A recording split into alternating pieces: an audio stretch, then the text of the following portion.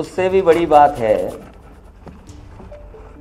कि हमारे मुख्यमंत्री कहने को योगी हैं कि कभी कभी बायोलॉजिस्ट भी बन जाते हैं। अब उस बहस में मैं नहीं जाऊंगा कि बायोलॉजिकल वाली बहस में जाऊं कि ना जाऊं, कि बायोलॉजिकल हैं आप कि नहीं बायोलॉजिकल हैं।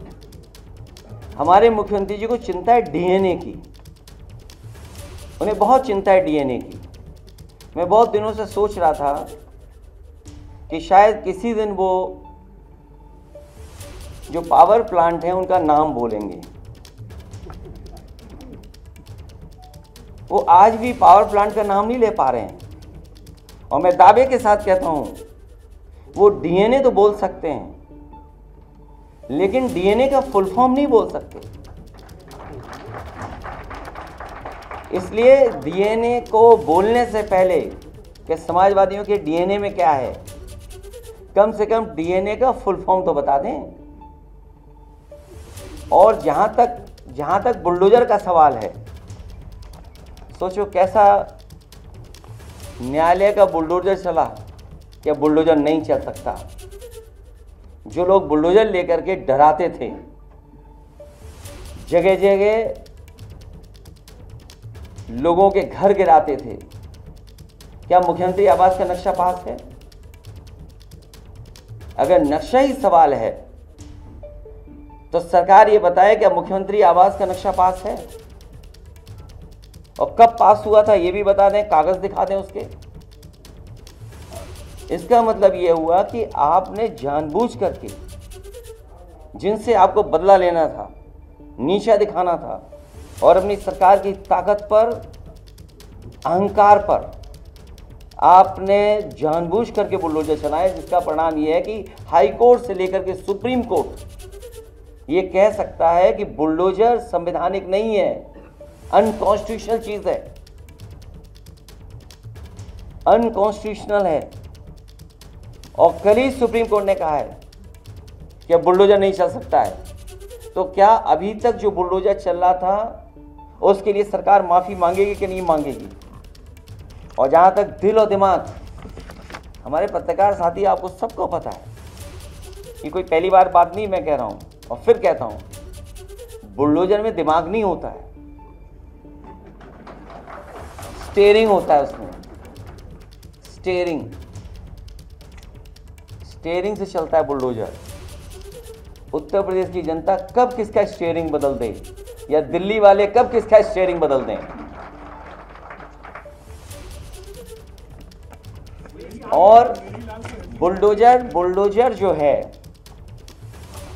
जिनके लिए बुलडोजर बल व नाइंसाफी का प्रतीक है, मैं उन्हीं को बुलडोजर की मुबारकबाद देना चाहता हूं।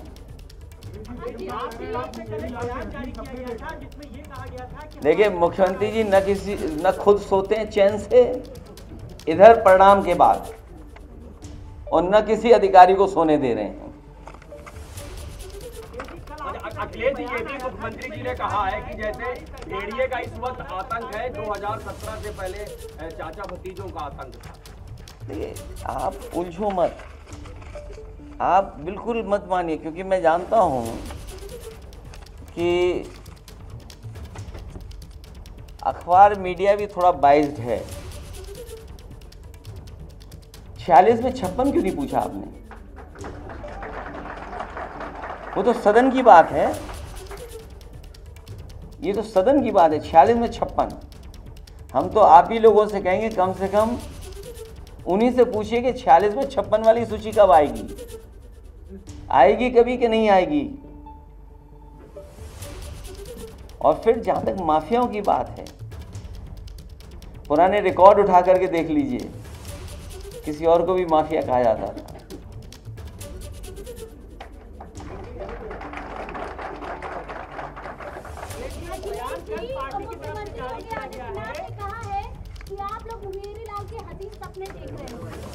किस बात के लिए सपने देख रहे हैं?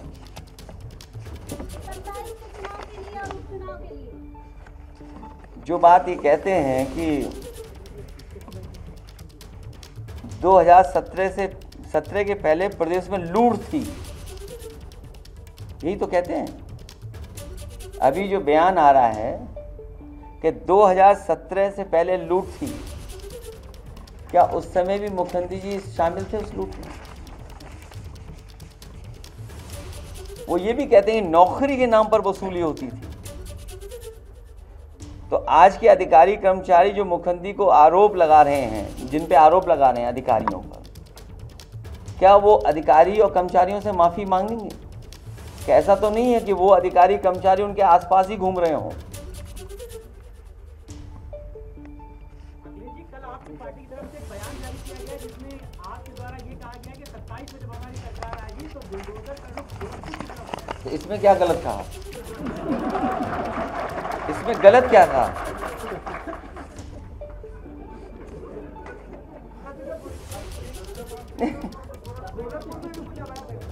नहीं, अवैध क्या है? नहीं, अवैध क्या, अवैध क्या है? ये कौन तय करेगा? इंस्टीट्यूशन तय करेगी ना। तो मैंने आपसे कहा कि सरकार अपने हिसाब तय करती है, इंस्टीट्यूशन नहीं तय करती है। बीजेपी तय करती है कौन सा लीगल कौन सा इलीगल है। उसमें भी आप सेलेक्टिव हैं। आप लखनऊ में चले जाइए, मैं तो आपसे कहता हूं कहीं और मत जाइए, कहीं और मत जाइए। मैं एक याद दिलाता हूं आप लखनऊ का, जो लोग कह रहे हैं हसीन सपना या जो भी बातें कह रहे हैं, आपको याद होगा लखनऊ के एक बिना नक्शा पास किए होटल में आग लग गई थी, कुछ लोगों की जान चली गई थी। और उस समय मुख्यमंत्री जी ने कहा था कि 24 घंटे तब होंगे जब बुलडोजर चल जाएगा। मैं जानना चाहता हूं और प्रदेश की जनता को याद होगा, और प्रदेश की जनता और आप लोग भी जानना चाहेंगे कि आखिरकार क्या बुलडोजर की चाबी खो गई? आपको याद है कि नहीं याद है?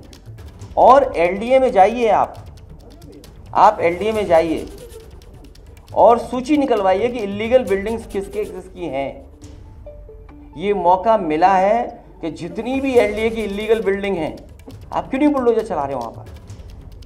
आप अकबर नगर में तो बुलडोजर चला रहे हैं, आप नाले पर रिवर फ्रंट बनाने के लिए तो चला रहे हैं, लेकिन जब आपका बुलडोजर आगे चलता है तो क्या कारण है कि बुलडोजर का डीजल या पेट्रोल खत्म हो जाता है?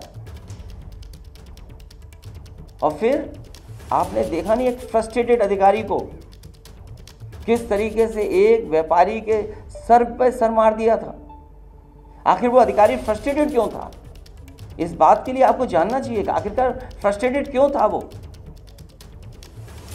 फ्रस्ट्रेटेड इसलिए था कि उस पर दबाव था, लोग पैसे मांग रहे थे अधिकारी से, अधिकारी पैसे के दबाव में उससे पैसे मांगे जा रहे होंगे।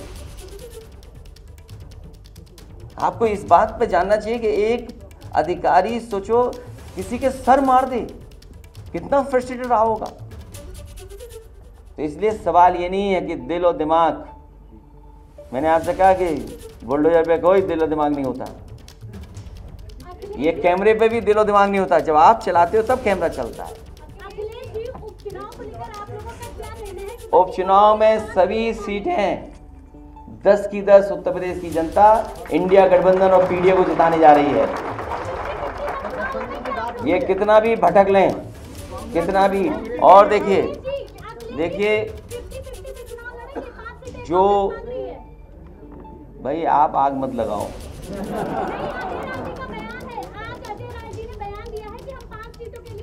50-50 तो बिस्किट आता है।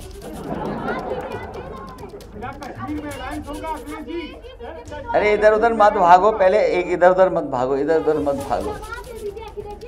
देखिए ये उपचुनाव आपको मैंने सूची दे करके बताया पार्टी कार्यालय से, और चुनाव आयोग को भी इस बात की शिकायत की कि तैयारी ये हो रही है कि वहाँ पर विशेष जाति धर्म के लोगों को कोई भी पोस्टिंग न दी जाए। यही तो हम डे वन से कहते आ रहे हैं कि संविधान खतरे में है, संविधान से दिए हुए अधिकारों को छीना जा रहा है, संविधान जिन अधिकारों हक की बात कर रहा है उनको छीना जा रहा है। सोचिए, कहीं कोई कल्पना कर सकता था कि जाति और धर्म को देख करके ट्रांसफर पोस्टिंग और जाति और धर्म को देख करके एफआई लिखाई जा रही है? एफआई नहीं लिखाई जा रही है। आज महिलाओं के उत्पीड़न में नंबर 1 है उत्तर प्रदेश। क्या सबसे ज्यादा घटनाएं उत्तर प्रदेश में नहीं है? और सोचिए, बाराबंकी की पुलिस समझौता करा रही 1 लाख रुपए देकर के, और फिर BHU जैसी घटना जहां हुई, जो दोषी थे, अपराधी, उनका स्वागत होगा। सोचिए आप, उनका स्वागत हो रहा है, ऐसा उत्तर प्रदेश बना दिया इन्होंने। तो भारतीय जनता पार्टी का भी नाम बदल दें मुख्यमंत्री जी, भारतीय जोगी पार्टी बना दें उसको। जब इतने ही नाम बदले जा रहे हैं तो भारतीय जनता पार्टी का भी नाम बदल दें मुख्यमंत्री जी। आप जम्मू कश्मीर और महाराष्ट्र में चुनाव लड़ने जा रहे हैं, क्या? देखिए, जब तक संगठन नहीं होगा आपकी पार्टी राष्ट्रीय नहीं बनेगी। जब तक आपके पास संगठन नहीं होगा तो कोई भी आपको साथ लेकर के नहीं चलेगा। समाजवादी पार्टी का जो सपना है, समाजवादियों का जो संकल्प था, उस पर काम कर रहे हैं कि धीरे धीरे कैसे समाजवादी पार्टी भी राष्ट्रीय पार्टी बने।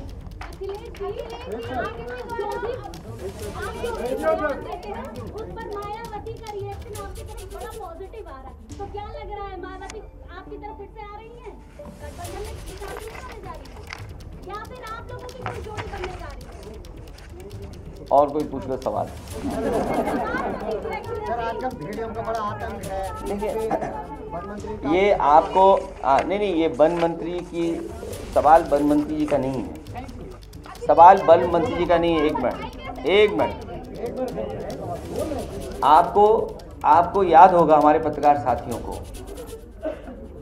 समाजवादी पार्टी ने सरकार को जानकारी में लाने के लिए, आप लोगों को याद होगा, लगातार हम लोग इस बात को कहते थे और रखते थे, सदन में भी इस बात को कहा गया और बाकायदा सोशल मीडिया पर इस बात को समय समय पर सरकार की जानकारी में लाने की कोशिश की गई।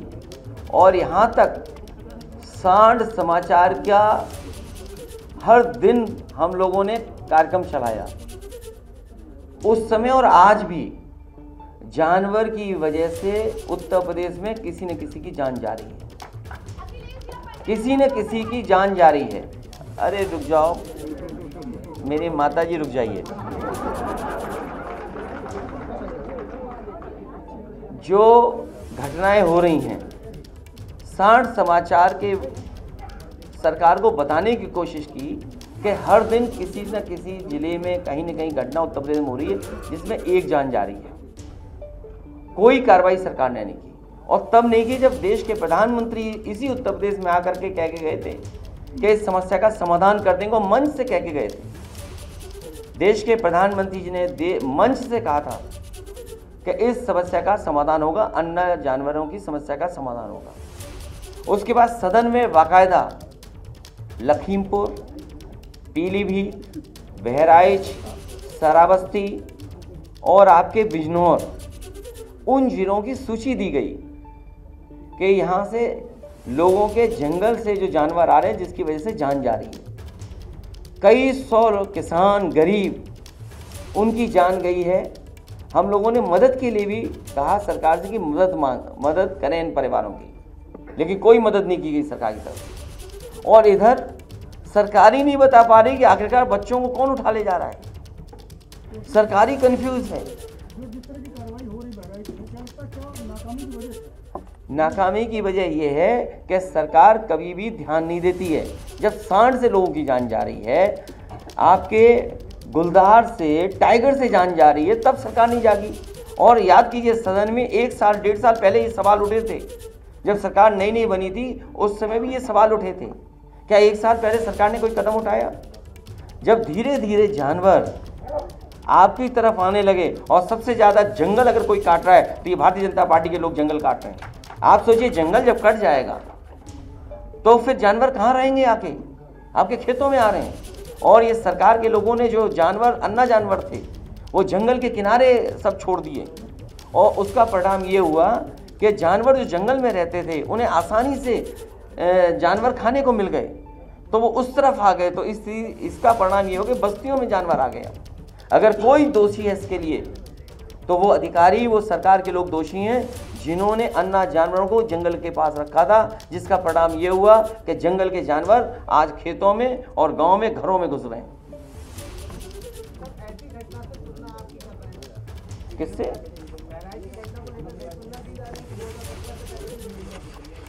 तो वो किस जिले में था? नहीं गलत मत बोलो यार मेरे भाई, ये मत बोलो। क्या बोला? ये क्या कहा? जैसे आज दिल्ली का आतंक है,